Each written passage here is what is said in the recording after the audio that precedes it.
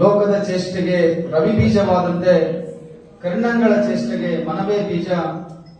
ಎನಗುಳ್ಳದೊಂದು ಮನ ಅದು ನಿಮ್ಮಲ್ಲಿ ಎಡವರಿದ ಬಳಿಕ ಎನಗೆ ಭಾವವುಂಟೆ ಕೂಡಲ ಸಂಗಮ ದೇವ.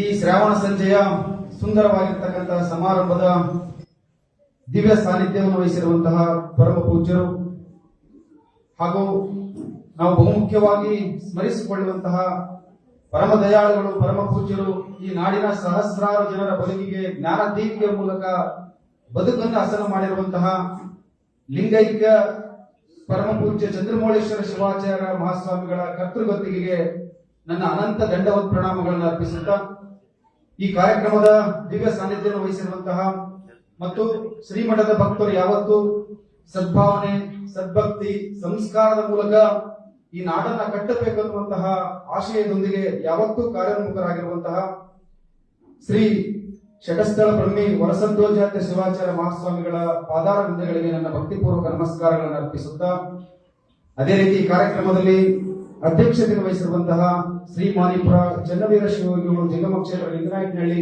ಇವರ ಪಾದಗಳಿಗೆ ನನ್ನ ಭಕ್ತಿಪೂರ್ವಕ ನಮಸ್ಕಾರಗಳನ್ನು ಅರ್ಪಿಸುತ್ತಾ ಹಾಗೆಯೇ ಬೆಣ್ಣೆಹಳ್ಳಿ ಮಠದ ಡಾಕ್ಟರ್ ಮಹೇಶ್ವರ ಶಿವಾಚಾರ್ಯ ಮಹಾಸ್ವಾಮಿಗಳ ಪಾದಾರ ವೃಂದಗಳಿಗೆ ನನ್ನ ಭಕ್ತಿಪೂರ್ವಕ ನಮಸ್ಕಾರಗಳನ್ನು ಅರ್ಪಿಸುತ್ತಾ ವಿಶೇಷವಾಗಿ ಶ್ರೀಮಠದ ಕಾರ್ಯದರ್ಶಿಗಳು, ಕ್ರಿಯಾಶೀಲರು, ಉತ್ಸಾಹಿಗಳು ಆಗಿರುವಂತಹ ಶ್ರೀ ಚಂದ್ರಶೇಖರ್ ಸರ್ ಅವರ ಪಾದಾರ ವೃಂದಗಳಿಗೆ ನನ್ನ ನಮಸ್ಕಾರಗಳನ್ನು ತಿಳಿಸುತ್ತಾ ಈ ಕಾರ್ಯಕ್ರಮದ ವೇದಿಕೆಯ ಮೇಲೆ ಆಸೀನರಾಗಿರುವಂತಹ ಎಲ್ಲ ಗೌರವಾನ್ವಿತ ಗಣ್ಯಮಾನ್ಯರೇ ಹಾಗೂ ಈ ಕಾರ್ಯಕ್ರಮಕ್ಕೆ ಅತ್ಯಂತ ಸಂತಸದಿಂದ, ಸಂಭ್ರಮದಿಂದ, ಸಡಗರದಿಂದ ಆಗಮಿಸಿರುವಂತಹ ಪರಮಾತ್ಮನ ದಿವ್ಯ ಸ್ವರೂಪವನ್ನು ಹೊಂದಿರತಕ್ಕಂಥ ಎಲ್ಲ ಸದ್ಭಕ್ತರಿಗೆ ನನ್ನ ಶರಣಾರ್ಥಿಗಳು. ಬಹುಶಃ ಬಸವಣ್ಣನವರು ಒಂದು ಕಡೆ ಹೇಳ್ತಾರೆ, ಜ್ಞಾನದ ಬಲದಿಂದ ಅಜ್ಞಾನದ ಕೇಡು ನೋಡಯ್ಯ, ಜ್ಯೋತಿಯ ಬಲದಿಂದ ಕಮಂತದ ಕೇಡು ನೋಡಯ್ಯ, ಸತ್ಯದ ಬಲದಿಂದ ಅಸತ್ಯದ ಕೇಡು ನೋಡಯ್ಯ, ಪರುಷದ ಬಲದಿಂದ ಅವಲೋಹದ ಕೇಡು ನೋಡಯ್ಯ, ನಮ್ಮ ಕೂಡಲ ಸಂಗನ ಶರಣರ ಅನುಭಾವದಿಂದ ಎಂಬ ಭಾವದ ಕೇಡು ನೋಡಯ್ಯ ಎನ್ನುವ ಹಾಗೆ ಇವತ್ತು ವಿಶೇಷವಾಗಿ ಈ ಕಾರ್ಯಕ್ರಮದಲ್ಲಿ ನಾವು ಕಾಯಕದ ಜೊತೆ ಮಾನವ ಧರ್ಮಕ್ಕೆ ಜಯವಾಗಲಿ, ಧರ್ಮದಿಂದಲೇ ವಿಶ್ವಕ್ಕೆ ಶಾಂತಿ ಎನ್ನುವಂತಹ ಸಂದೇಶವನ್ನ ಈ ನಾಡಿನ ಜನತೆಗೆ, ಸದ್ಭಕ್ತರಿಗೆ ಕೊಟ್ಟು ಆ ಮೂಲಕ ಜಾತಿ, ಧರ್ಮ, ಮತಗಳನ್ನ ದೂರ ಇಟ್ಟು ನಮ್ಮಲ್ಲಿ ಪ್ರೀತಿ ಮತ್ತು ಭಕ್ತಿಯ ಅನ್ಯೋನ್ಯತೆಯನ್ನು ಸಾರಿರುವಂತಹ ಪಂಚಪೀಠಗಳ ಗುರುಕಾರಣ್ಯವನ್ನು ಸಹ ಈ ಸಂದರ್ಭದಲ್ಲಿ ನಾನು ಸ್ಮರಿಸಿಕೊಳ್ಳುತ್ತಾ ವಿಶೇಷವಾಗಿ ಈ ಕಾರ್ಯಕ್ರಮದಲ್ಲಿ ಮಕ್ಕಳು ಕಾರ್ಯಕ್ರಮದ ವೇದಿಕೆಯ ಮುಂಭಾಗದಲ್ಲಿ ಆಸೀನರಾಗಿದ್ದಾರೆ. ಬಹಳ ಸಂತೋಷ. ಯಾಕಂದ್ರೆ ಸಂಜೆಯ ಸತ್ಸಂಗದ ಕಾರ್ಯಕ್ರಮಗಳಿಗೆ ಮಕ್ಕಳು ಬರಬೇಕು. ವಿಶೇಷವಾಗಿ ಇಂಥ ಕಾರ್ಯಕ್ರಮಗಳಿಗೆ ನಾವೆಲ್ಲ ವಯಸ್ಸಾದ ಮೇಲೆ ಕಾರ್ಯಕ್ರಮಕ್ಕೆ ಹೋದ್ರಾದ್ ಬಿಡು ಅನ್ನುವಂತ ಮನೋಭಾವನೆಗಿಂತ ಯಾವ ತಂದೆ ತಾಯಿಗಳು ಮಕ್ಕಳನ್ನು ಇಂಥ ಕಾರ್ಯಕ್ರಮದ ಗುರು ಸಾನ್ನಿಧ್ಯದ ಮುಂದೆ ವೇದಿಕೆ ಮುಂಭಾಗದಲ್ಲಿ ಕುರಿಸಿ ಅವರಿಗೆ ಸಂಸ್ಕಾರವನ್ನು ಕಲಿಸ್ತಾರೋ ಅದು ವಿಶೇಷವಾಗಿರ್ತಕ್ಕಂತಹ ಸಂಸ್ಕಾರ ನಮ್ಮಲ್ಲಿ ಇದೆ ಅನ್ನುವಂಥದ್ದನ್ನು ನಾನು ಹೆಮ್ಮೆಯಿಂದ ಹೇಳ್ಕೊಳ್ಳಿಕ್ಕೆ ಇಷ್ಟಪಡ್ತಾ ಇದ್ದೀನಿ.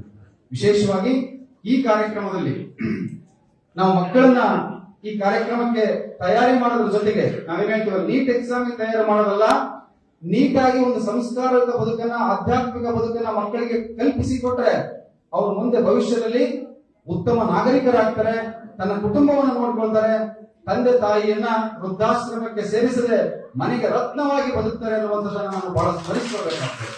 ಮಕ್ಕಳಿಗೆ ಕಲಿಸುವಂತ ಸಂಸ್ಕಾರ ಮತ್ತು ಆಧ್ಯಾತ್ಮಿಕತೆ ಇದೆಯಲ್ಲ, ಅದು ಈ ಗುರು ಕಾರಣ್ಯದ, ಗುರು ಸಂಸ್ಕೃತಿಯ, ಗುರು ಪರಂಪರೆಯ ಸನ್ನಿಧಿಗೆ ಬಂದಾಗ ಆ ಪರಂಪರೆಯನ್ನು ನಾವು ಮುಂದುವರಿಸಿಕೊಂಡು ಹೋಗ್ತೀವಿ ಅನ್ನುವಂಥದ್ದನ್ನು ನಾನು ಹೆಮ್ಮೆಯಿಂದ ಹೇಳ್ಕೊಳ್ಳಿಕ್ಕೆ ಇಷ್ಟಪಡ್ತಾ ಇದ್ದೀನಿ. ಇವತ್ತು ಬಹುಮುಖ್ಯವಾಗಿ ಈ ಸುಂದರ ಸಂಜೆಯ ಶ್ರಾವಣದ ಧರ್ಮ ಸಭೆಗೆ ಮಾನ್ಯ ನಮ್ಮ ಗುರುಗಳು ವಿಶೇಷವಾಗಿ ಕಾರ್ಯಕ್ರಮಕ್ಕೆ ನನಗೆ ಆಹ್ವಾನ ನೀಡಿದಾಗ ನಾನು ಆಕಸ್ಮಿಕವಾಗಿ ಒಪ್ಕೊಂಡ್ಬಿಟ್ಟೆ. ಆಮೇಲೆ ಭಯ ಶುರುವಾಗಿಬಿಡ್ತು. ವಿಷಯ ಏನಂದ್ರೆ, ಆಧುನಿಕ ಬದುಕಿಗೆ ಆಧ್ಯಾತ್ಮಿಕತೆಯನ್ನ ನಾನು ಗುರುಗಳ ಸನ್ನಿಧಿಯಲ್ಲಿ ನಿಂತು ಮಾತನಾಡಲಿಕ್ಕೆ ನನಗೆ ಭಯ ಶುರುವಾಗಿಬಿಡ್ತು. ಯಾಕಂದ್ರೆ ಇದು ಅಂತ ವಿಷಯ, ಇದು ಇಂಥ ವಿಷಯಕ್ಕೆ ಆದರೂ ಒಂದು ಧೈರ್ಯ ತೆಗೆದುಕೊಂಡೆ. ಗುರುಗಳ ಆಶೀರ್ವಾದ, ಗುರು ಕೃಪೆ ಇದ್ರೆ ನನ್ನ ನಾಲಿಗೆಯಲ್ಲಿ ಸರಸ್ವತಿ ನುಡಿದು ಮಾತನಾಡಿಸ್ತಾರೆ ಈ ವೇದಿಕೆ ಮೇಲೆ ಎನ್ನುವಂತ ಧೈರ್ಯದೊಂದಿಗೆ ಇವತ್ತು ನಿಮ್ಮ ಮುಂದೆ ನಿಂತು ಮಾತನಾಡ್ತಕ್ಕಂಥ ಒಂದು ಪ್ರಯತ್ನವನ್ನು ನಾನು ಮಾಡಿದ್ದೇನೆ.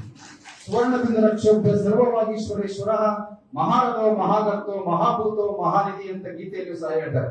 ಗುರು ಕಾರಣ್ಯವಿದ್ರೆ ಸರಸ್ವತಿ ನಮ್ಮ ನಾಲಿಗೆಯ ಮೇಲೆ ಇರ್ತಾಳೆ ಅನ್ನೋದಕ್ಕೆ ಗೀತೆಯಲ್ಲಿಯೂ ಸಹ ಹೇಳಿದ್ದಾರೆ. ಹಾಗಾಗಿ ಇವತ್ತು ವಿಶೇಷವಾಗಿ ಆಧುನಿಕ ಬದುಕು ಅತ್ಯಂತ ಒತ್ತಡ, ಅತ್ಯಂತ ಬಹಳ ಕೆಲಸದ ಆಮಿಷದಲ್ಲಿ ನಾವಿದ್ದೀವಿ. ಇಂಥ ಸಂದರ್ಭದಲ್ಲಿ ಆನಂದದ ಬದುಕಿಗೆ ಅಧ್ಯಾತ್ಮ ಅತಿ ಅಗತ್ಯ ಅನ್ನುವಂಥದ್ದನ್ನ ಇಟ್ಕೊಂಡು ನಾನು ಇವತ್ತು ಮಾತಾಡ್ತಾ ಇದ್ದೀನಿ. ಒಬ್ಬ ಉದ್ಯಮಿ ಗುರುಗಳ ಹತ್ರ ಬಂದ. ಹೀಗೆ ಸಂಜೆಯ ಧರ್ಮಸಭೆ ಸತ್ಸಂಗದ ಕಾರ್ಯಕ್ರಮ ನಡೆದಿತ್ತು.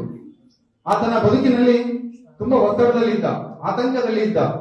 ಸದಾ ತನ್ನ ವ್ಯವಹಾರಕ್ಕಾಗಿ ಒಂದು ಊರಿನಿಂದ ಇನ್ನೊಂದು ಊರಿಗೆ, ಒಂದು ಕ್ಷೇತ್ರದಿಂದ ಮತ್ತೊಂದು ಕ್ಷೇತ್ರಕ್ಕೆ ಅಲಿದಾಡ್ತಾನೆ ತನ್ನ ಬದುಕನ್ನು ಕಳೀತಾ ಇದ್ದ. ಇಂಥ ಸಂದರ್ಭದಲ್ಲಿ ಗುರುಗಳ ಬಳಿಗೆ ಬಂದು ಆಕಸ್ಮಿಕವಾಗಿ ಗುರುಗಳನ್ನ ಭೇಟಿಯಾದ. ಗುರುಗಳ ಸತ್ಸಂಗ ಎಲ್ಲ ಮುಗಿದ ಮೇಲೆ ವಿಶ್ರಾಂತಿಗೆ ಹೋದಾಗ ಗುರುಗಳು ಆತನ ಮುಖದಲ್ಲಿರುವಂತಹ ದುಗುಡವನ್ನ, ದುಃಖವನ್ನ ನೋಡಿದ್ರು. ಗುರುಗಳನ್ನ ಕೇಳಿದ, ಪೂಜ್ಯರೇ, ನಾನು ಇಷ್ಟೊಂದು ಒತ್ತಡದಲ್ಲಿದ್ದೀನಿ, ಇಷ್ಟೋ ಸಂಕಟದಲ್ಲಿದ್ದೀನಿ, ದಿನನಿತ್ಯ ನನ್ನ ಬದುಕು ವಿಮಾನಗಳಲ್ಲೇ ಕಳೀತಾ ಇದೆ, ಕಾರಿನಲ್ಲೇ ಕಳೀತಾ ಇದ್ದೀನಿ, ಊಟನೂ ಕಾರಿನಲ್ಲೇ ಮಾಡ್ತಾ ಇದ್ದೀನಿ. ಇಂಥ ಒತ್ತಡದ ಬದುಕಿನಲ್ಲಿ ನಿಮ್ಮ ಹಾಗೆ ಧ್ಯಾನದಿಂದ, ತಪಸ್ಸಿನಿಂದ, ಪೂಜೆಯಿಂದ, ಭಕ್ತಿಯಿಂದ ನನ್ನ ಅರ್ಚನೆಯನ್ನು ಯಾವ ರೀತಿ ಮಾಡ್ಲಿಕ್ಕೆ ಸಾಧ್ಯ? ಈ ಆಧುನಿಕ ಒತ್ತಡದಲ್ಲಿ ನಾನು ಯಾವ ರೀತಿ ಇಂಥ ಪದ್ಧತಿಗಳನ್ನ ರೂಢಿಸಿಕೊಳ್ಳಿಕ್ಕೆ ಸಾಧ್ಯ ಅಂತಂದೇಳಿ ಗುರುಗಳನ್ನ ಕೇಳ್ತಾನೆ.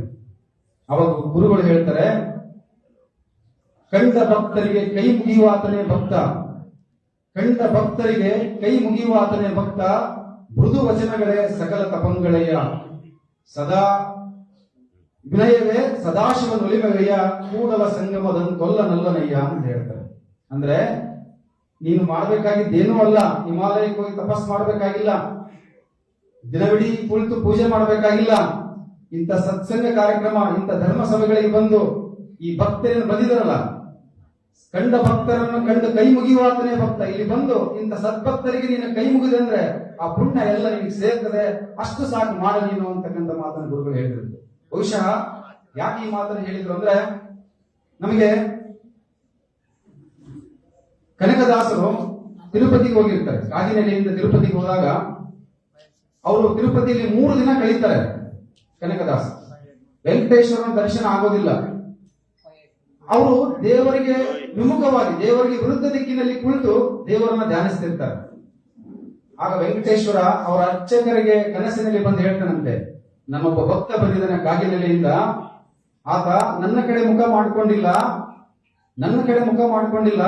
ಸ್ವಲ್ಪ ನನ್ನ ಕಡೆ ಮುಖ ಮಾಡ್ಕೊಂಡು ಪ್ರಾರ್ಥನೆ ಮಾಡ್ಕೊಳಕ್ ಕೇಳು, ಅವನಿಗೆ ದರ್ಶನ ಕೊಡ್ತೀನಿ ಅಂತ ಹೇಳಿರಂತೆ. ಮರುದಿನ ಅರ್ಚಕ ಬಂದು ಆ ಕನಕದಾಸರಿಗೆ ಹೇಳಿದಂತೆ, ನೋಡು, ಇನ್ನು 3 ದಿನ ಆಯ್ತು, ವೆಂಕಟೇಶ್ವರನ ಕಡೆಗೆ ನೀನು ಮುಖ ಮಾಡ್ಕೊಂಡಿಲ್ಲ, ತಿಮ್ಮಪ್ಪನ ಕಡೆಗೆ ನೀನು ಮುಖ ಮಾಡ್ಕೊಂಡು ಪ್ರಾರ್ಥನೆ ಮಾಡು, ಭಗವಂತನಿಗೆ ದರ್ಶನ ಕೊಡ್ತಾನಂತೆ ಹೇಳಿದ್ರಂತೆ. ಅದಕ್ಕೆ ತಿಮ್ಮಪ್ಪ ಹೇಳಿದಂತೆ, ನಿನ್ನ ಮೂಲಕ ಹೇಳಿಸಿಕೊಳ್ಳೋ ಅಗತ್ಯತೆ ಇಲ್ಲ. ಅರ್ಚಕರಿಗೆ ಹೇಳ್ತಾನೆ, ನೀನ್ ಹೇಳೋ ಅಗತ್ಯ ಇಲ್ಲ, ನನ್ನ ಮೇಲೆ ಅನನ್ಯವಾಗಿರ್ತಕ್ಕಂಥ ಭಕ್ತಿ, ನನ್ನ ಭಕ್ತಿಯ ಭಗವಂತನಿಗೆ ಮುಟ್ಟಿದ್ರೆ ಭಗವಂತನೇ ನನ್ನ ಕನಸಿನಲ್ಲಿ ಬಂದು ಹೇಳು. ಇಷ್ಟು ಗಟ್ಟಿದನ ಬರ್ಲಿಕ್ಕೆ ನಮ್ಮಲ್ಲಿ ಆಧ್ಯಾತ್ಮಿಕ ಶಕ್ತಿ ಇದ್ರೆ ಮಾತ್ರ ಸಾಧ್ಯ. ಕನಕದಾಸಿದಂತ ಆಧ್ಯಾತ್ಮಿಕ ಶಕ್ತಿ ಇತ್ತು ಹೇಳಿದ್ರಂತೆ. ಅವಾಗ ಮರುದಿನ ಕನಸಿನಲ್ಲಿ ಬಂದು ವೆಂಕಟೇಶ್ವರ ದರ್ಶನ ಕೊಟ್ಟನಂತೆ. ಏನಪ್ಪ ಬಂದಿದ್ದು ಅಲ್ಲಿಂದ ಇಲ್ಲಿಗೆ ಅಂತ, ನನ್ನ ದರ್ಶನಕ್ಕಾಗಿ ಬಂದೆ ಅನ್ನಂತ. ಅವಾಗ ಕನಕದಾಸರು ಏನಂತ, ನಿನ್ನ ದರ್ಶನಕ್ಕೆ ನಾನು ಬರಲಿಲ್ಲ, ನಿನ್ನ ದರ್ಶನ ಪಡೆಯೋದಾಗಿದ್ರೆ ಕಾಗಿನೆಲೆಯಲ್ಲಿ ಕೂತು ನಾನು ನಿನ್ನ ತಪಸ್ಸು ಮಾಡಿದ್ರೆ ನಿನ್ನ ದರ್ಶನ ಸಿಗ್ತಿತ್ತು. ನಾನು ಬಂದಿದ್ದು ಇಲ್ಲಿ ನಿನ್ನ ದರ್ಶನಕ್ಕಾಗಿ ಬರುವಂತ ಕೋಟ್ಯಾಂತರ ಭಕ್ತರ ಪಾದದ ಧೂಳಿನ ದರ್ಶನಕ್ಕಾಗಿ ಬಂದಿದ್ದೀನಿ ಅಂದ್ರಂತೆ. ಕಂಡ ಭಕ್ತರಿಗೆ ಕೈ ಮುಗಿಯುವಾತನೇ ಭಕ್ತ ಅಂತ ಹೇಳಿ ಅದಕ್ಕೆ ಬಸವಣ್ಣನವರು ಹೇಳಿದ್ರು. ಹಾಗಾಗಿ ಅದನ್ನೇ ಕನಕದಾಸರ ಆ ಭಕ್ತಿ, ಆ ಭಕ್ತರ ಮೇಲಿನ ಭಕ್ತಿಯನ್ನು ಹುಡಿಕೊಂಡು ಬಂದಿದ್ರು ಅನ್ನುವಂಥದ್ದು. ಅದಕ್ಕೆ ಕನಕದಾಸರ ಆಧ್ಯಾತ್ಮಿಕ ಜೊತೆಗೆ ಆನಂದವನ್ನು ಸಹ ಹೊಂದಿದ್ರು. ಅದಕ್ಕೆ ನಿಜಗುಣ ಶಿವಯೋಗಿಗಳು ಒಂದು ಕಡೆ ಹೇಳ್ತಾರೆ, ಶಾಂತಿ ಎಲ್ಲಿದೆ ಅಂದ್ರೆ ಅರಮನೆಯಲ್ಲಿಲ್ಲ, ಬಂಗಾರದ ಕಾಟಿನಲ್ಲಿ ಶಾಂತಿ ಇಲ್ಲ, ಬಂಗಾರದ ಮಂಚದಲ್ಲಿ ಶಾಂತಿ ಇಲ್ಲ, ಗುರುಮನೆಯಲ್ಲಿ ಶಾಂತಿ ಇದೆ. ಇಂಥ ಗುರುಗಳ ಸಾನ್ನಿಧ್ಯಕ್ಕೆ ಬಂದು ಕುಳಿತು ಹೋದಾಗ ಶಾಂತಿ ಸಿಗ್ತದೆ ಅಂತಕ್ಕಂಥದ್ದನ್ನ ಆ ಗುರುಗಳು ಹೇಳೋದನ್ನ ನಾವು ಸ್ಮರಿಸಿಕೊಳ್ಬೇಕಾಗ್ತದೆ. ಹಾಗಾಗಿ ನಾವು ಈ ಸಾನ್ನಿಧ್ಯಕ್ಕೆ ಯಾಕೆ ಬರಬೇಕು ಅಂದ್ರೆ, ನಾನು ಪದೇ ಪದೇ ಕನಕದಾಸರದ ಒಂದು ಅಂಶವನ್ನು ನೆನಪಿಸಿಕೊಳ್ತೇನೆ. ಯಾಕೆಂದ್ರೆ ಅವರು ಆಧ್ಯಾತ್ಮಿಕ ಜೊತೆಗೆ ಆನಂದಮಯವಾಗಿದ್ರು ಅಂತಂದೇಳಿ. ಅವರು ಧರ್ಮಸಭೆಗೆ ಬಂದಾಗ ಹೇಳ್ತಿದ್ರಂತೆ, ಯಾರಾದ್ರೂ ಯಾಕೆ ತಡವಾಗಿ ಬಂದೆ ಅಂತ ಕೇಳಿದ್ರೆ ಅವ್ರು ಬಹಳ ಸರಳವಾಗಿ ಹೇಳಿದ್ರು, ಕುಂತಿ ಭೋಜನ ಮಕ್ಕಳಿಗೆ ಅಜ್ಞಾತವಾಸದಲ್ಲಿ ಆಶ್ರಯ ಕೊಟ್ಟು ಹೆಂಡತಿ ತಮ್ಮನ್ನು ಕೊಂದವನ ಅಣ್ಣನ ಎತ್ತಪ್ಪನ್ನು ಹೊತ್ಕೊಂಡು ತಿರುಗೋ ಮಹಾರಾಣಿಗರಿಗೆ ಆಗಿತ್ತು, ಅದು ತಡವಾಗಿ ಬಂದೆ ಅಂತದ್ರಂತ. ಇದರ ಅರ್ಥ ಏನು ಅಂತ ಕೇಳಿದ್ರೆ, ಕುಂತಿ ಭೋಜನ ಮಗಳು ಯಾರು? ಕುಂತಿಯ ಮಕ್ಕಳು ಯಾರು? ಪಾಂಡವರಿಗೆ ಅಜ್ಞಾತವಾಸದಲ್ಲಿ ಆಶ್ರಯ ಕೊಟ್ಟವರು ಯಾರು? ವಿರಾಟ ರಾಜನ ಹೆಂಡತಿ ಯಾರು? ಸುದೇಶಿನಿಯ ತಮ್ಮ ಯಾರು? ಕೀಚಕನನ್ನು ಕೊಂದವರು ಯಾರು? ಭೀಮನ ಅಣ್ಣ ಯಾರು? ಸಹೋದರ ಯಾರು? ಧರ್ಮರಾಯನ ಎತ್ತಪ್ಪ ಯಾರು? ಯಮಧರ್ಮ. ಕುಂತಿ ಭೋಜನ ಮಗಳ ಮಕ್ಕಳಿಗೆ ಅಜ್ಞಾತವಾಸದಲ್ಲಿ ಆಶ್ರಯ ಕೊಟ್ಟು ಹೆಂಡತಿ ತಮ್ಮನ್ ಕೊಂದವರ ಅಣ್ಣನ್ನ ಎತ್ತಪ್ಪನ ಹೊತ್ಕೊಂಡು ತಿರುಗೋ ಮಹಾರಾಣಿ. ಎತ್ತಪ್ಪ ಯಾರು? ಯಮಧರ್ಮನ ಹೊತ್ಕೊಂಡು ತಿರುಗೋರು ಯಾರು? ಕೋಣನ ಮಹಾರಾಣಿ ಯಾರು? ಎಮ್ಮೆ. ನಮ್ಮ ಮನೆಗೆ ಎಮ್ಮೆ ಇರುತ್ತೋ ಅನ್ನೋದನ್ನ ಮಾರ್ಮಿಕವಾಗಿ ಕನಕದಾಸರು ಆಧ್ಯಾತ್ಮಿಕತೆ ಹೇಳ್ತಾರೆ. ಅಂದ್ರೆ ಅವರಲ್ಲಿರ್ತಕ್ಕಂಥ ಆಸಕ್ತಿ, ಆಧ್ಯಾತ್ಮಿಕ ಶಕ್ತಿ ಅಂತದ್ದು ಅಂತಕ್ಕಂಥದ್ದು. ಹಾಗಾಗಿ ಇಂಥ ಸತ್ಸಂಗಗಳಿಗೆ ಬಂದಾಗ ಪುಣ್ಯಕ್ಷೇತ್ರ ಗುರುಗಳು ಹೇಳ್ತಾರೆ, ಪುಣ್ಯಕ್ಷೇತ್ರ ಕೃತಂ ಪಾಪಂ ವಜ್ರಲೇಪಿ ಭವಿಷ್ಯತೆ, ಅನ್ಯಕ್ಷೇತ್ರ ಪಾಪ ಕೃತಂ ಪಾಪಂ, ಅನ್ಯಕ್ಷೇತ್ರ ಕೃತಂ ಪಾಪಂ ಪುಣ್ಯಕ್ಷೇತ್ರ ವಿನಶ್ಯತೆ ಅಂತ. ಅಂದ್ರೆ ನಾವು ಎಲ್ಲಾದ್ರೂ ಪಾಪ ಕರ್ಮಗಳನ್ನ ಮಾಡಿದ್ರೆ ಪುಣ್ಯಕ್ಷೇತ್ರಕ್ಕೆ ಬಂದ್ರೆ, ಇಂಥ ಸಜ್ಜನರ ಈ ಕಾರ್ಯಕ್ರಮಗಳಿಗೆ ಬಂದ್ರೆ, ಈ ಗುರುಗಳ ಪಾದ ಧೂಳಿನಲ್ಲಿ ಆ ಆಶೀರ್ವಾದ ಪಡೆದ್ರೆ ಆ ಪಾಪಗಳೆಲ್ಲವೂ ಕಳೆದು ಹೋಗ್ತವಂತೆ. ನಮ್ಮ ಎಲ್ಲ ಪಾಪಗಳು ಅನ್ಯಕ್ಷೇತ್ರ ಕೃತಂ ಪಾಪಂ ಪುಣ್ಯಕ್ಷೇತ್ರ ವಿನಶ್ಯತೆ. ಅಂದ್ರೆ ಇಲ್ಲಿ ಬಂದ್ರೆ ನಮ್ಮೆಲ್ಲ ಪಾಪಗಳು ಕಳೆದು ಹೋಗಿ ನಮಗೆ ಪುಣ್ಯ ಬರ್ತದೆ. ನಮ್ಮಲ್ಲಿರುವಂತ ಎಲ್ಲ ದುಃಖ ದುಮ್ಮಾನಗಳು ದೂರ ಆಗಿ ನಮ್ಮಲ್ಲಿ ಒಂದಷ್ಟು ಸಹನೆ, ಪ್ರೀತಿಯ ಭಾವನೆಗಳು ನಮ್ಮಲ್ಲಿ ಮೂಡುತ್ತವೆ. ಅದೇ ರೀತಿ ಅನ್ಯಕ್ಷೇತ್ರದಲ್ಲಿ ಮಾಡಿರ್ತಕ್ಕಂಥ ಪಾಪ ಪುಣ್ಯಕ್ಷೇತ್ರಕ್ಕೆ ಬಂದು ನಾವು ಕಳ್ಕೊಳ್ಬೇಕಾದ್ರೆ ಪುಣ್ಯಕ್ಷೇತ್ರಕ್ಕೆ ಬಂದ ಮೇಲೆ ಇಲ್ಲಿ ಬಹಳ ಮುಖ್ಯವಾಗಿರ್ತದೆ. ಇಲ್ಲಿ ಇಂಪಾರ್ಟೆಂಟ್. ಪುಣ್ಯಕ್ಷೇತ್ರ ಕೃತಂ ಪಾಪಂ ವಜ್ರಲೇಪಿ ಭವಿಷ್ಯತೆ. ಇಲ್ಲೇನಾದ್ರೂ ಪಾಪ ಮಾಡಿದ್ರೆ, ಇಲ್ಲಿ ನಮ್ಮ ಮನಸ್ಸೇನಾದ್ರೂ ಗುರುಕಾರಣ್ಯ ಬಿಟ್ಟು ಬೇರೇನಾದ್ರೂ ಯೋಚನೆ ಮಾಡಿದ್ರೆ, ಇಲ್ಲಿ ನಮ್ಮ ಗುರುಗಳ ವಾಣಿಯನ್ನ ಬಿಟ್ಟು ಬೇರೇನಾದ್ರೂ ಆಲೋಚನೆ ಮಾಡಿದ್ರೆ, ಇಲ್ಲಿ ಸತ್ಸಂಗವನ್ನು ಬಿಟ್ಟು ಬೇರೇನಾದ್ರೂ ಯೋಚನೆ ಮಾಡಿದ್ರೆ ಆ ಪಾಪ ಕರ್ಮ ನಮ್ಮನ್ನ ಸದಾ ಬೆನ್ನತ್ತಿ ಬರ್ತದೆ ಅನ್ನುವಂಥದ್ದು. ಹಾಗಾಗಿ ನಮ್ಮ ಕರ್ಮಗಳು ನಮ್ಮ ಹಿಂದೆ ಬರ್ತವೆ. ಆ ಎಲ್ಲ ಕರ್ಮಗಳನ್ನು ತಡಿಬೇಕಂದ್ರೆ ಗುರು ಸಾನ್ನಿಧ್ಯ ಬಹಳ ಮುಖ್ಯವಾಗಿರ್ತಕ್ಕಂಥದ್ದು. ಹಾಗಾಗಿ ನಮಗೆ ಈ ಸತ್ಸಂಗದಲ್ಲಿ ಗುರುವಾಣಿಯನ್ನ ಕೇಳಿಕೋಸ್ಕರ ನಾವು ಬರಬೇಕು ಅನ್ನುವಂಥದ್ದು. ನಮಗೆ ಈ ಮರದಲ್ಲಿ ನೂರಾರು ಕಾಗೆಗಳಿರ್ತವೆ, ನೂರಾರು ಪಕ್ಷಿಗಳಿರ್ತವೆ. ಆ ಪಕ್ಷಿಗಳಿಗೆ ಎಬ್ಬಿಸ್ಬೇಕು ಅಂತಂದ್ರೆ 100 ಕಲ್ಲು ಹೊಡಿಬೇಕಾಗಿಲ್ಲ. 100 ಪಕ್ಷಿಗಳಿಗೆ 100 ಕಲ್ಲು ಹೊಡಿಬೇಕಾಗಿಲ್ಲ. ಒಂದು ಕಲ್ಲು ಹೊಡೆದ್ರೆ ಆ 100 ಪಕ್ಷಿಗಳು ಸಹ ಎದ್ದು ಹೋಗ್ತವೆ. ಹಾಗೇನೆ ಇಂತಹ ಸಜ್ಜನರ, ಇಂಥ ಸತ್ಸಂಗದ ಕಾರ್ಯಕ್ರಮಕ್ಕೆ, ಇಂಥ ಧರ್ಮಸಭೆಗೆ, ಇಂತಹ ಒಂದು ಪುಣ್ಯ ಸ್ಥಳಕ್ಕೆ ನಾವು ಬಂದಾಗ ಗುರುಗಳ ಒಂದು ಅಮೃತವಾಣಿ ನಮ್ಮಲ್ಲಿರುವಂತ 100 ದುಃಖಗಳನ್ನ ದೂರ ಮಾಡುವಂತಹ ಶಕ್ತಿ ಗುರುಗಳಿಗೆ ಅಮೃತವಾಣಿ ಇರ್ತದೆ. ಹಾಗಾಗಿ ಇಂಥ ಕ್ಷೇತ್ರಕ್ಕೆ ಬಂದ್ರೆ ಹಾಗಾದ್ರೆ ಪುಣ್ಯ ಬರುತ್ತಾ? ಯಾರೋ ಕೇಳಿದ್ರೆ ಗ್ಯಾರಂಟಿನಾ ಅಂತ ನೀವು ಹೇಳಿದ್ರಿ. ಈಗ ಏನು ಸತ್ಸಂಗಕ್ಕೆ ಹೋದ್ರೆ, ಧರ್ಮಸಭೆಗೆ ಹೋದ್ರೆ, ಶ್ರಾವಣ ಮಾಸ ಇಂಥ ಕಾರ್ಯಕ್ರಮಗಳಿಗೆ ಬಂದ್ಬಿಟ್ರೆ ಪುಣ್ಯ ಬರುತ್ತಾ? ಗ್ಯಾರಂಟಿನಾ? ಕೆಲವರು ಡೌಟ್ ಇರ್ತದೆ. ಇನ್ನು ಗ್ಯಾರಂಟಿನಾ ಅಂತ ಕೇಳಿದ್ರೆ ಕೆಲವರು ಬಂದ್ರು ಬರ್ಬೋದು, ಬಾರದಿದ್ರು ಇರ್ಬೋದು ಅಂತ ಹಂಗಂತ ನಮ್ಮ ಸಭೆಗೆ ಇರುವಂತ ಯಾರೋ ಒಬ್ಬರು ಸಾಧ್ಯನೇ ಇಲ್ಲ ಹಂಗಂತ. ಪುಣ್ಯಕ್ಷೇತ್ರ ಪುಣ್ಯ ಬರ್ತದೆ ಅಂತ ಹೆಂಗ್ ಹೇಳ್ತೀನಿ, ಗ್ಯಾರಂಟಿ ಏನು ಅಂತ ಅವನಿಗೆ ಅನುಮಾನ ಬಂತು. ಇವನ್ ಯಾಕೋ ನಾನು ಹೇಳಿದ ಎಷ್ಟೇ ಹೇಳಿದ್ರೆ ಅವ್ನು ಕೇಳಿಲ್ಲ. ಬರುತ್ತೆ ಬರುತ್ತೆ ಬರಲ್ಲ ಬರಲ್ಲ ಅನ್ನೋ ಖಚಿತ. ಅದಕ್ಕೆ ಅವ್ರ ಮನೆಗೆ ಹೋಗಿ ನನ್ನ ಹೆಂಡತಿಗೆ ಹೇಳಿದಂತೆ, ನನ್ನ ಸ್ನೇಹಿತ ಒಬ್ಬನಿಗೆ ಪುಣ್ಯ ಸ್ಥಳಗಳಿಗೆ, ಪುಣ್ಯಕ್ಷೇತ್ರಗಳಿಗೆ, ಧಾರ್ಮಿಕ ಸಭೆಗಳಿಗೆ ಹೋದ್ರೆ ಪುಣ್ಯ ಬರುತ್ತಾ ಅನ್ನೋ ಅನುಮಾನ ಇದೆ, ಡೌಟ್ ಇದೆ, ಏನ್ ಮಾಡೋಣ? ಏಕೆ ಜಾಣ ಇದ್ದ ಅವ್ರನ್ನ ನಮ್ಮ ಮನೆಗೆ ಊಟ ಕರೀಲಿ ಎಂದು ರಾತ್ರಿ ಊಟದ ವ್ಯವಸ್ಥೆ ಮಾಡಿದ್ರು. ಸಮೃದ್ಧವಾಗಿರ್ತಕ್ಕಂತಹ ಉತ್ತಮವಾಗಿರ್ತಕ್ಕಂಥ ಫಲಪುಷ್ಪಗಳನ್ನು ಒಳಗೊಂಡಂತ ಊಟವನ್ನು ಮಾಡಿದ್ರು. ಊಟ ಮಾಡಿದ ಎಲ್ಲ ಊಟ ಆದ್ಮೇಲೆ ಗೆಳೆಯ ಕೇಳಿದ ಊಟ ಹೇಗಿತ್ತು ಅಂತ. ಬಹಳ ಚೆನ್ನಾಗಿತ್ತು ಊಟ, ಅದ್ಭುತವಾಗಿತ್ತು. ಆದ್ರೆ ಏನಾದ್ರೆ ಊಟ ಬಹಳ ಸಪ್ಪೆಗಿತ್ತು ಅಂತ. ಮತ್ತೆ ಸಪ್ಪೆಗಿತ್ತಂದ್ರೆ ಏನ್ ಹಾಕಿದ್ರೆ ಅದು ರುಚಿ ಆಗ್ತದೆ ಅಂತ ಕೇಳಿದ. ಅದಕ್ಕೆ ಅವನಂದ ಉಪ್ಪಾಗಿ ರುಚಿ ಆಗತ್ತೆ ನೋಡುವ ಅಂತ. ಉಪ್ಪಾಗಿ ರುಚಿ ಆಗತ್ತ 100% ಗ್ಯಾರಂಟಿನ? ಉಪ್ಪಾಗಿ ರುಚಿ ಆಗತ್ತೆ ಅನ್ನೋದಾದ್ರೆ ಸತ್ಸಂಗಕ್ಕೆ ಹೋದ್ರೆ ಪುಣ್ಯ ಬರೋದು ಗ್ಯಾರಂಟಿನ ಅನ್ನೋದು. ಅಂದ್ರೆ ನಂಬಿಕೆ ಅನ್ನೋದು ದೊಡ್ಡದು. ನಂಬಿಕೆಯ ಮೇಲೆ ಬದುಕು ಜಗತ್ತು ನಿಂತಿದೇನು. ನಂಬದಿದ್ದನು ಅದಕ್ಕೆ ಮುಕ್ತಿ ಮಾರ್ಗದಲ್ಲಿ ಹೇಳ್ತಾರೆ, ನಂಬದಿದ್ದನು ತಂದೆ ನಂಬಿದನು ಪ್ರಹ್ಲಾದ. ನಂಬದಿದ್ದನು ತಂದೆ ನಂಬಿದನು ಪ್ರಹ್ಲಾದ, ನಂಬಿಯೂ ನಂಬದಿರುವ ಇಪ್ಪಗೆಯೂ ನೀನು. ಕಂಬದಿಂದಲೂ ಬಿಂಬದಿಂದಲೂ ದರ್ಶನ ಬಿಟ್ಟ ನಮಗೆ, ಸಿಂಬಳದಿ ನೊಣ ನೀನು ಮಂಕುತಿಮ್ಮ ಅಂತ. ಅಂದ್ರೆ ಪ್ರಹ್ಲಾದ ಮತ್ತು ಅವರ ತಂದೆ ಹಿರಣ್ಯಕಶಿಪುವಿಗೆ ಕಂಬದಿಂದಲೋ ಬಿಂಬದಿಂದಲೋ ಹೆಂಗೋ ದರ್ಶನ ಸಿಕ್ತು. ನಾವು ಐಕಲ್ಲ ಅನ್ನೋದು ಗೊಂದಲದಲ್ಲಿ ಸಿಂಬಳದಿ ನೊಣ ನಾವು ಮಂಕುತೀವಿ. ನಾವು ಸಿಂಬಳದ ನೊಣದಂತ ಒದ್ದಾಡ್ತಾ ಇದೀವಿ.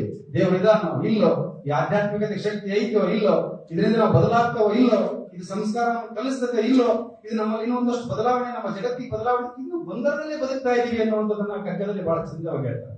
ಅದಕ್ಕೆ ಒಂದು ಸಣ್ಣ ನಮ್ಮ ಗುರುಗಳು ಹೇಳಿರ್ತಕ್ಕಂತಹ ಕತೆ ಬಹುಶಃ ನೆನಪಾಗ್ತದೆ ನನಗೆ. ಸುಮಾರು 800 ವರ್ಷಗಳ ಇತಿಹಾಸ ಇರುವಂತ ಒಂದು ಮನೆ. ಆ ಮನೆಯೊಳಗ ಒಬ್ಬ ಯಜಮಾನ, ವಾಡೆ ಅಂತೀವಲ್ಲ ನಾವು, ಅಂತ ಮನೆಯೊಳಗೆ ಒಬ್ಬ ಯಜಮಾನ, ಸುಮಾರು 8 ತಲೆಮಾರುಗಳನ್ನ ಕಳೆದಂತಹ ಕುಟುಂಬ. ಆ ಕುಟುಂಬದೊಳಗ ಈ ಯಜಮಾನ ಸುಮಾರು 80 ವರ್ಷ, ಸುಮಾರು ಎಲ್ಲ ಒಕ್ಕಲುತನ ಎಲ್ಲ ಆಗಿತ್ತು. ಸುಮಾರು 100-200 ಚೀಲಗಳ ಧಾನ್ಯವನ್ನ ಮನೆ ಒಳಗಡೆ ಎಲ್ಲ ರಾಶಿಯನ್ನ ಒಟ್ಟಿದ್ದ. ಮನೆಗೆ ಅಗಳಿ ಬಾಗಿಲನ್ನು ಹಾಕಿ ಹೊರಗಡೆ ಮಲಗಿದ್ದ. ಸುಮಾರು ರಾತ್ರಿ 12 ಗಂಟೆ ಸಮಯ ಅಗಳಿ ಬಾಗಿಲು ಓಪನ್ ಆದಂಗಾಯ್ತು. ಅಜ್ಜನಿಗೆ ನೋಡಿದ, ಒಂದಷ್ಟು ಬೆಳಕು ಬಂದಂಗಾಯ್ತದೆ. ಕಣ್ಣು ತೆಗೆದು ನೋಡುತ್ತಾನೆ, ಮಹಾಲಕ್ಷ್ಮಿ ನಿಂತಂಗೆ ಒಬ್ಬ ಮಹಿಳೆ ಸುಂದರವಾಗಿ, ಅತ್ಯಂತ ಪ್ರಜ್ವಲಮಾನವಾಗಿ, ಕೈ ತುಂಬ ಬಳೆ, ಕಾಲು ಕಿರೀಟಗಳನ್ನು ಇಟ್ಕೊಂಡು ಗೆಜ್ಜೆಯ ನಾದದೊಂದಿಗೆ ಹೊರಗೆ ಬಂದು. ಅವಾಗ ಅಜ್ಜ ಕೇಳಿದ, ಯಾರಮ್ಮ ನೀನು ಅಂತ. ಅವಾಗ ಕೇಳಿದ್ರು, ನಾನು ಮಹಾಲಕ್ಷ್ಮಿ. ಸಂತೋಷ ಆಗ್ಬಿಡ್ತು ಅಜ್ಜನಿಗೆ. ಯಾಕಂದ್ರೆ 8 ಶತಮಾನಗಳಿಂದ ನನ್ನ ಹಿರಿಯರು ಮೂರ್ತಿ ಪೂಜೆಯನ್ನು ಮಾಡಿ, ಅಭಿಷೇಕ ಮಾಡಿ, ಅರ್ಚನೆ ಮಾಡಿದ್ರು ಅಷ್ಟೇ. ನನಗೆ ನಿನ್ನ ದರ್ಶನ ಆಯ್ತಲ್ಲಮ್ಮ, ಬಹಳ ಸಂತೋಷ ಆಯ್ತು. ನಮಸ್ಕಾರ ಮಾಡಿದ. ಯಾಕೆ ಇಷ್ಟೊತ್ತಿಗೆ ಹೊರಗೆ ಬಂದಿ ಅಂತ ಕೇಳಿದ.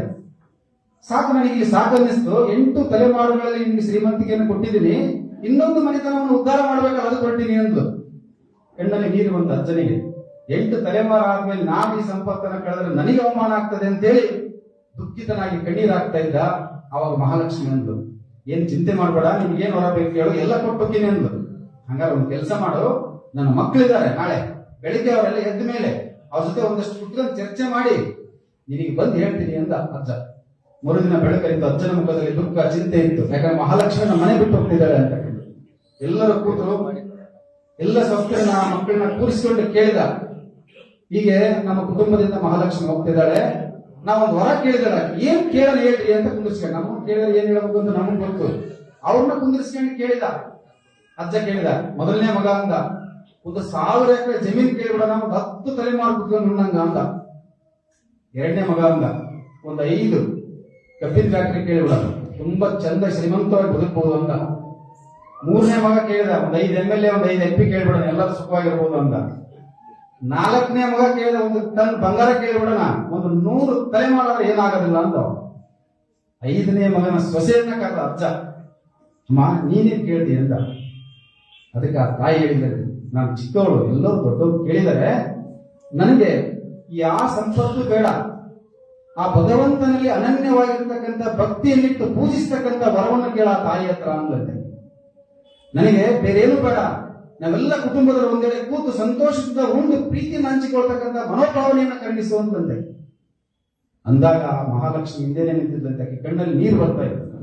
ಅಜ್ಜ ಕೇಳಿದಂತೆ, ನನ್ನ ಕಣ್ಣಲ್ಲಿ ನೀರು ಬಂದ್ರೆ ಹೋಗ್ತೀನಿ, ನಿನ್ನ ಕಣ್ಣಲ್ಲಿ ಯಾಕಮ್ಮ ನೀರು ಬರ್ತದೆ ಅಂತ ಕೇಳಿದ ಮಹಾಲಕ್ಷ್ಮಿ.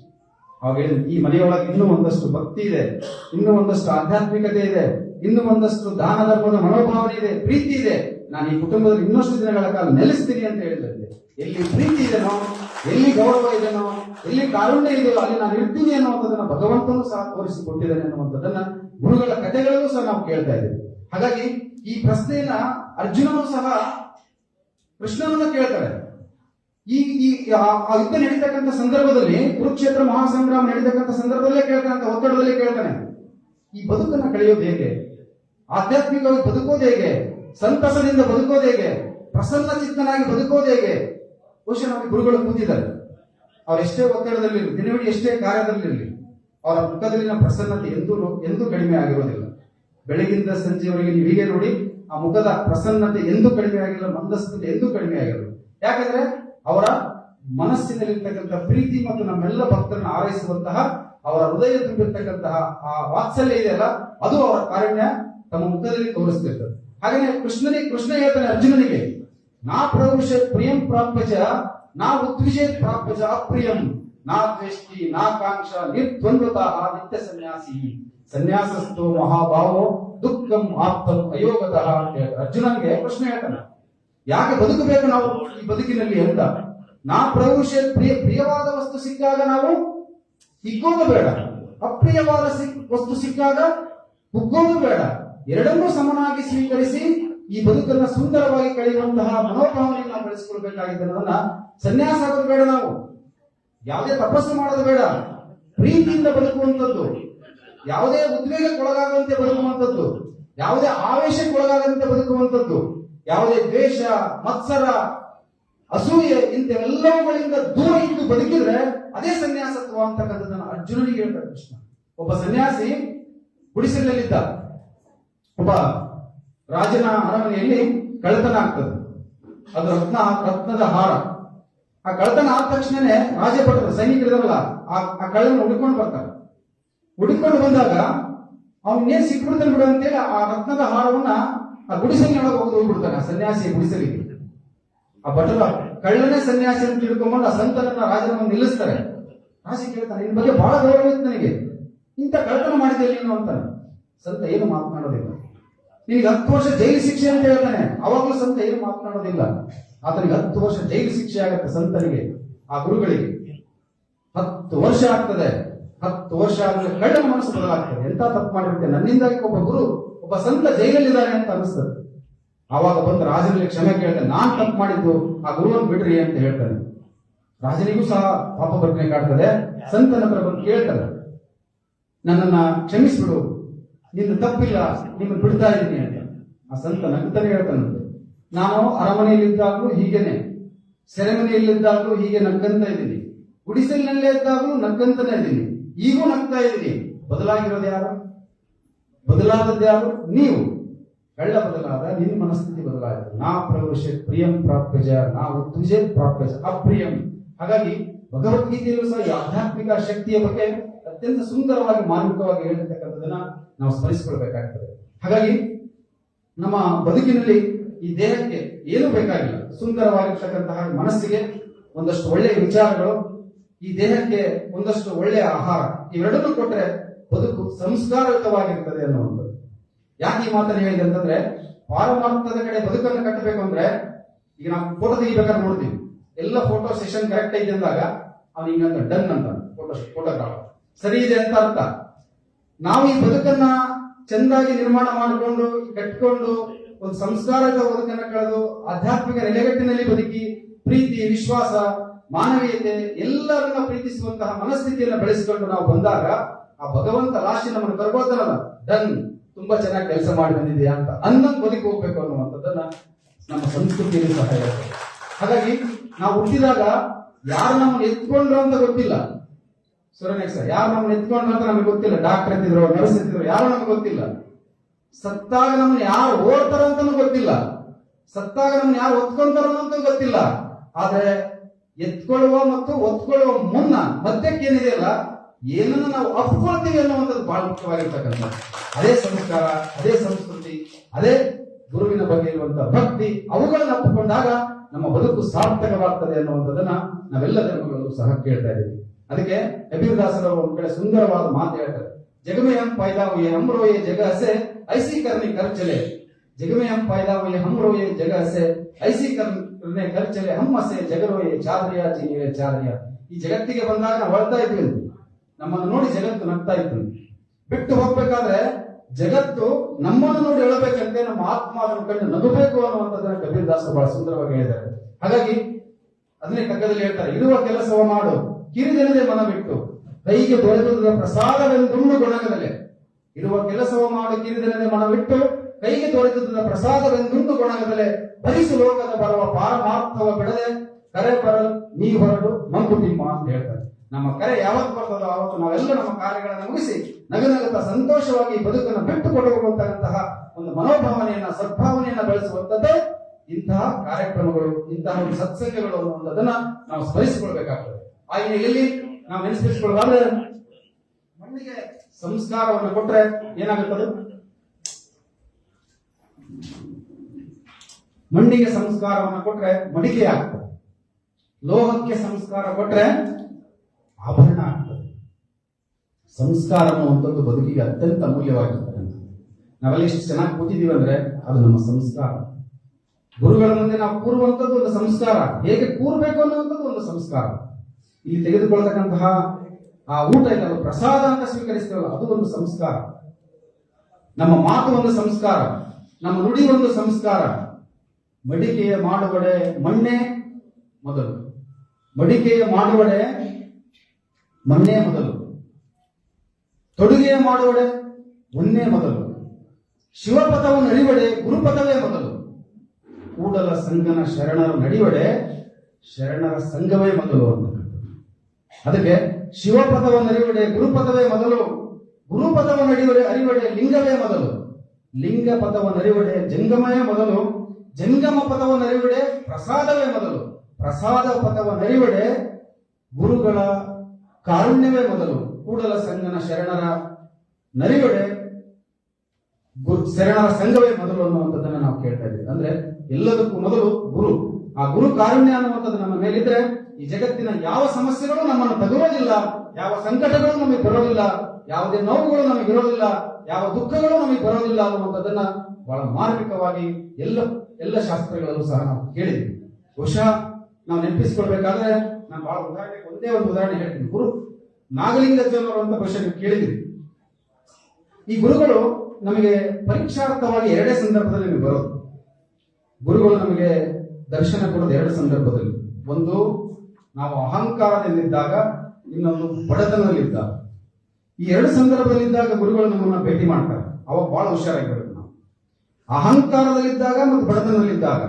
ನಾನು ಬಹಳ ನೈಜವಾಗಿರ್ತಕ್ಕಂಥ ಉದಾಹರಣೆನ ಬಹುಶಃ ಅಜ್ಜರು ಹೇಳಿರ್ತಕ್ಕಂಥ ಮಾತುಗಳೇ ಇವು, ನಾನೇನು ಹೊಸದೇನೂ ಅಲ್ಲ. ಬಹುಶಃ ನೀವು ಮತ್ತೊಂದು ಕೇಳಿಸ್ಕೊಳ್ಳಿ ಅನ್ನುವುದು. ನಾಗಲಿಂಗಜ್ಜನವರು ಮಹಾನ್ ತಪಸ್ವಿಗಳು. ಅವರು ಒಂದು ಶಂಕರಮ್ಮ ಅಂತಕ್ಕಂಥ ಮನೆಯ ಮುಂದೆ ಬಂದು ನಿಂತು ತುಂಬಾ ಹಸಿವಾಗಿರ್ತದೆ, ಕೇಳ್ತಾರೆ ಅವರು, ಅಮ್ಮ ಏನಾದ್ರೂ ಊಟಕ್ಕಿದೆ ನಾನು. ಅವಾಗ ಬಡತನ ಆ ತಾಯಿಗೆ, ನನ್ನ ಹತ್ರ ಏನಿಲ್ಲಮ್ಮ ಅಂತ. ನೋಡಮ್ಮ ಏನಾರ ಇದೆ, ನಾನು ತುಂಬಾ ಹಸಿವಾಗಿದೆ ನನಗೆ. ಬಡತನ ಎಲ್ಲ ಹುಡುಕ್ತಾಳೆ, ಮನೆಯಲ್ಲಿ ಏನಿಲ್ಲ. ನಾಗಲಿಂಗಜ್ಜನವರು ಬಂದಾರೆ ಅಂದ್ರೆ ಏನೂ ಇಲ್ಲ ಅನ್ನೋದಕ್ಕೆ ದುಃಖ ಆಗ್ತದೆ. ಅವಾಗ ಹೇಳ್ತಾರೆ, ಅಲ್ಲಿ ಮಾಡದಲ್ಲಿ ಏನಾದ್ರು ಕಾಣ್ತದೆ ನೋಡಿ, ಏನಾದ್ರು ಸಿಗ್ತದೆ ಅಂತ ಹೇಳ್ತಾರೆ. ಒಂದು 4 ಮೆಣಸಿನಕಾಯಿ ಇರ್ತವೆ. ಆ ಮೆಣಸಿನಕಾಯಿನ ನೋಡ್ತಾಳೆ, ನೋಡಮ್ಮ ಅದನ್ನ ಕೊಡುವಂತಾನ. ಆಕೆ ಏನ್ ಮಾಡ್ತಾಳೆ ಅಂದ್ರೆ ಒಂದು ಒಳಕಲ್ಲಲ್ಲಿ ಅದನ್ನ ಕುಟ್ಟಿ ಚೆನ್ನಾಗಿ ಒಂದು ಉಂಡೆ ಕಟ್ಟಿ ನಾಗಲಿಂಗಜ್ಜರಿಗೆ ಕೊಡ್ತಾಳೆ. ಆಕೆ ಹೇಳ್ತಾಳೆ, ಇದು ಖಾರ ಇದೆ ನಾಗಲಿಂಗಜ್ಜರಿಗೆ. ಅಜ್ಜರಿಗೆ ಖಾರ ಇದೆ, ಯಾಕೆ ತಿಂತೀರಿ ಅಂತ. ಅವಾಗ ಅಜ್ಜರು ಹೇಳ್ತಾರೆ, ಶಿವಾರ್ಪಣ ಮಸ್ತ್ ಅಂದ್ಬಿಡು, ಅದು ನನಗೆ ಸಿಹಿನ ಆಗ್ತದೆ ಅಂತ ಅಜ್ಜರು. ಅವಾಗ ಅದನ್ನ ಕೊಡ್ತಾರೆ. ಅದು ಎಷ್ಟು ಸಿಹಿಯಾಗಿತ್ತು ಅಂದ್ರೆ ಬೇಸಿಗೆ ನುಂಡಿ ತಿಂದಂಗ ಅಂತ ಅಜ್ಜರಿಗೆ, ನಾಗಲಿಂಗಜ್ಜರಿಗೆ. ಬಹಳ ಸಂತೃಪ್ತರಾಗಿ ಹೋದ್ರು. ಹೋಗುವಾಗ ಆಕೆ ಹರಿಸುವುದು. ಸ್ವಲ್ಪ ತಾಯ್ತು, ಅವ್ರೇನ್ ಬಿಟ್ಟು ಹೋದ್ರಲ್ಲ, ಸ್ವಲ್ಪ ಸಮಯ ಆದ್ಮೇಲೆ ಆ ಒಳಕಲ್ಲು ಏನಿದೆ ಅಲ್ಲ, ಅದು ಬಂಗಾರದ್ದಾದಂತ, ಬಂಗಾರದ ಒಳಕಲ್ಲು. ಬಹಳ ಖುಷಿಯಾಗ್ಬಿಡ್ತು, ಜೊತೆಗೆ ದುಃಖನಾದ ಅಜ್ಜಿಗೆ. ಯಾಕಂದ್ರೆ ಇನ್ನೊಂದ್ ಸ್ವಲ್ಪ ದೊಡ್ಡ ಕೊಲ್ಲಿನ ಕೊಟ್ಟುಬಿಡಿದ್ರೆ ಅದಿಷ್ಟು ಬಂಗಾರ ಆಗಿಬಿಡ್ತು ಅಂತ. ಚಿಕ್ಕದಿರೋದು ಬಂಗಾರ ಆಗಿದೆ, ಇನ್ನಷ್ಟು ಬಂಗಾರ ಬರ್ತಿತ್ತಲ್ಲ ಅಂತ ದುಃಖ ಆಯ್ತು. ಆದ್ರೂ ಅದನ್ನ ಬಳಸ್ಕೊಂಡು ಮಾರಿ ಚಂದನೆ ಮನೆ ಕಟ್ಟಿದ್ದು, ತುಂಬಾ ಶ್ರೀಮಂತ ಅದು ಎಲ್ಲ ಮಾಡಿದ್ರು. ನಾಗಲಿಂಗಜ್ಜನ ಹುಡುಕ್ತಿದ್ಲಾಕಿ ಮತ್ತೆ ಯಾವಾಗ ಬರ್ತಾರ ಅಂತ. ಯಾಕಂದ್ರೆ ಮತ್ತೊಂದು 4 ವರ್ಷ ಬಂಗಾರ ತಗೋಬೇಕಾದ್ರೆ 4 ವರ್ಷ ಆಯ್ತು. ಅಜ್ಜರು ಬಂದ್ರು, ಶಂಕರಮ್ಮ ಅಂದ್ರು. ಅಜ್ಜಿ ಭಾರಿ ಖುಷಿ ಆಗ್ಬಿಡ್ತು, ಅಯ್ಯೋ ಅಜ್ಜ ಬಂದನ ಅಂತ. ಬಂದ ತಕ್ಷಣನೇ ಅವ್ರು ಏನು ಕೇಳಿಲ್ಲ, ಆರಾಮದಿಯಾ ಶಂಕರಮ್ಮ ಅಂತ. ಶಂಕರಮ್ಮ ಹೇಳಿದ್ರು, ಅಜ್ಜರ ಹಸಿವಾಗೈತೆ ನಿಮಗೆ? ಅದು ಊಟ ಇಲ್ಲಮ್ಮ ನನಗೆ ಹಸಿವಾಗಿಲ್ಲ. ಹಸಿವಾಗೈತೆ ಅನ್ರಿ ಅಜ್ಜರ ಅಂದ್ರು. ಪಾಪ ಒತ್ತಾಯಕ್ಕಂದ್ರೆ ಹಸಿವಾಗೈತಿ ಅಂತಂದು. ಅವ ಮನೆಗೆ ಏನೈತಿ? ನಮ್ಮ ಮನೆಗೆ ಏನು ಇಲ್ರಿ ಅಜ್ಜರ ಅಂತ. ಮತ್ ಮುಂದೆ ಅಂದ್ರೆ ಮಾಡದಾಗ ಏನೈತಿ ಅಲ್ಲ ಅನ್ನೋ ಅಂದ್ರು. ಅಲ್ಲೇನೋ ಮಾಡದಾಗ ಐತಿ ಅಲ್ಲ ಅಂದ್ರು. ಮೆಣಸಿನಕಾಯಿ ಅಡ್ವಾನ್ಸ್ ತಂದಿಡ್ಲಾಕಿ 2 kg ಮೆಣಸಿನಕಾಯಿ ತಂದು ಅರದು ಇಂಥ ಕೆಂಪನ ಉಂಡಿಗಳ 4 ಉಂಡಿ ಮಾಡಿಟ್ಟಿದ್ಲು. ತಂದು ಅಜ್ಜರಿಗೆ ಕೊಟ್ಲು. ಅಜ್ಜರ ಖಾರ ಐತಿದ್ದು ಅಂದ್ರು. ಅವಾಗ ಆಕೆಂದ್ರು, ಶಿವಾರ್ಪಣ ಮಸ್ತ್ ಅಂದ್ರಿ ಅಜ್ಜರ, ಆರಾಮಾಗತ್ತೆ ಅಂದ್ಲಾಕಿ. ಅವಾಗ ಅಜ್ಜರ ತಿಂದ್ರು. ಖಾರ ಇತ್ತು, ಎಷ್ಟು ಖಾರ ಇತ್ತು ಮೈಯೆಲ್ಲ ಉರಿಯಕ್ಕೆ ಅನ್ಸುತ್ತೆ ಅಜ್ಜರಿಗೆ. ಯಾಕಂದ್ರೆ ಭಕ್ತಿಯಿಂದ ಕೊಟ್ಟಿರಲಿಲ್ಲ ಶಂಕರಮ್ಮ, ದುರಾಸೆಯಿಂದ ಕೊಟ್ಟಿತ್ತು ಶಂಕರಮ್ಮ. ಬಹುಶಃ ತಿಂದ ಮೇಲೆ ಅಜ್ಜರಿಗೆ ಮೈಯೆಲ್ಲ ಉರಿಯಾಯಿತು. ಮೈ ಉರಿಯೋದ್ರ ಜೊತೆ ಶಂಕರಮ್ಮನ ಮನೆತನೂ ಉರಿದೋತು ಅನ್ನುವಂಥದ್ದನ್ನ ಪುರಾಣದಲ್ಲಿ ನಾವು ಕೇಳ್ತಾ ಇದ್ದೀವಿ. ಎಲ್ಲಿ ಭಕ್ತಿ ಇದೆಯೋ, ಎಲ್ಲಿ ಒಂದು ಆಧ್ಯಾತ್ಮಿಕ ನೆಲೆಗಟ್ಟಿದೆಯೋ, ಅದು ಯಾವತ್ತೂ ನಮ್ಮನ್ನ ಸಂಸ್ಕೃತಿ ಮತ್ತು ಸಂಸ್ಕಾರ ತೆಗೆದುಕೊಂಡು ಹೋಗ್ತದೆ ಅನ್ನುವಂಥದ್ದನ್ನ ಬಹಳ ಸ್ಮರಣೆಯಿಂದ ಕೇಳ್ಕೊಳ್ಬೇಕಾಗ್ತದೆ. ಬಹುಶಃ ನೀವೆಲ್ಲ ಕೇಳಿದ್ರಿ, ತುಳಸಿದಾಸನ ಹೆಸರು ಕೇಳಿದ್ರಿ. ತುಳಸಿದಾಸ ತನ್ನ ಹೆಂಡತಿ ರತ್ನಮಾಲ ಮೇಲೆ ಬಗ್ಗೆ ಅನನ್ಯವಾಗಿರ್ತಕ್ಕಂಥ ಪ್ರೀತಿ. ಒಂದು ಕ್ಷಣ ಬಿಟ್ಟಿರ್ತಿರ್ಲಿಲ್ಲ ತುಳಸಿದಾಸ, ಒಂದು ನಿಮಿಷ ಬಿಟ್ಟಿರ್ತಿರ್ಲಿಲ್ಲ ಹೆಂಡತಿಯನ್ನು, ಅಷ್ಟು ಪ್ರೀತಿ. ಒಂದು ದಿನ ಆಕಸ್ಮಿಕವಾಗಿ ರತ್ನಮಾಲ ತನ್ನ ತವರು ಮನೆಗೆ ಹೋಗ್ತಾಳೆ. ತವರು ಮನೆಗೆ ಹೋದಾಗ ಸಂಜೆ ಬಂದು ನೋಡ್ತಾನೆ, ರತ್ನಮಾಲ ಮನೆಗಿಲ್ಲ. ಹೆಂಡತಿಲ್ಲ ನೋಡಿದ ತಕ್ಷಣ ದುಃಖ ಓಡೋಬಿಟ್ಟ ತವರು ಮನೆಗೆ. ಎಲ್ಲಿ ತವ್ರ ಮನೆ ಇರ್ತಾನೆ ಗಂಡು, ತನ್ನ ತವರು ಮನೆ ಹೆಂಡತಿ ಮನೆಗೆ ಓಡೋಲ್ಲ. ಹೋಗ್ತಾನೆ, ನದಿ ದಾಟಿ ಹೋಗ್ಬೇಕು. ದೊಡ್ಡ ನದಿ ಹರಿತಾ ಇದೆ, ದಾಟ್ಲಿಕ್ಕೆ ತೆಪ್ಪ ಇಲ್ಲ. ಪಕ್ಕದಲ್ಲಿ ಒಂದು ಅಲಿಗೆ ಇತ್ತು, ಅಲಿಗೆ ತಗೊಂಡ ಅದನ್ನ ದಾಟ್ತಾ ದಾಟ್ತಾ ಹೊಳಿ ದಾಟಿದ. ಮನೆ ಹತ್ರ ಹೋದ, ಕತ್ಲು, ಎಲ್ಲೂ ದೀಪ ಇಲ್ಲ. ಹುಡುಕ್ತಾನೆ, ಎಲ್ಲಾ ತರ ಹುಡುಕ್ತಾನೆ, ಏನು ಸಿಗಲಿಲ್ಲ. ಮೇಲೆ ಎತ್ತಲಿಕ್ಕೆ ಅಟ್ಟದ ಮೇಲೆ ಒಂದು ಹಗ್ಗ ಇತ್ತು, ಅದನ್ನ ಹಿಡಿದು ಮ್ಯಾಕ್ ಎತ್ತಿದ.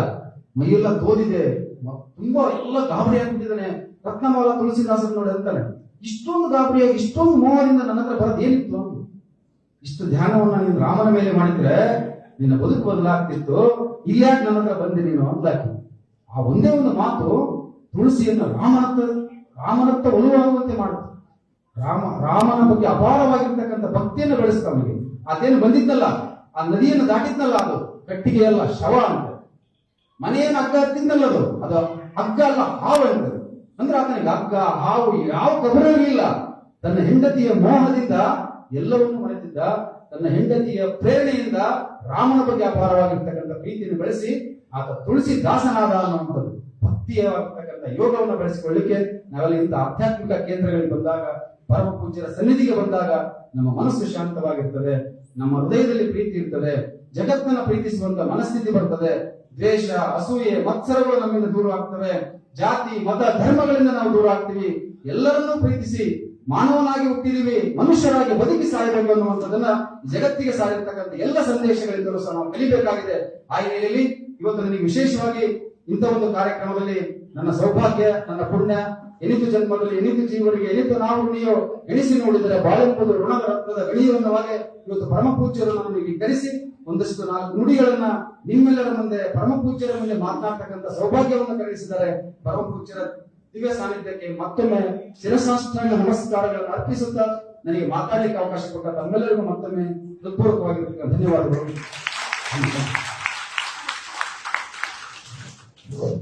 ಸಜ್ಜನರ ಸಂಘ ಹೆಚ್ಚೆಯು ಸವಿದಂತೆ ಎಂದು ಹೇಳುತ್ತಾ ಆಧ್ಯಾತ್ಮ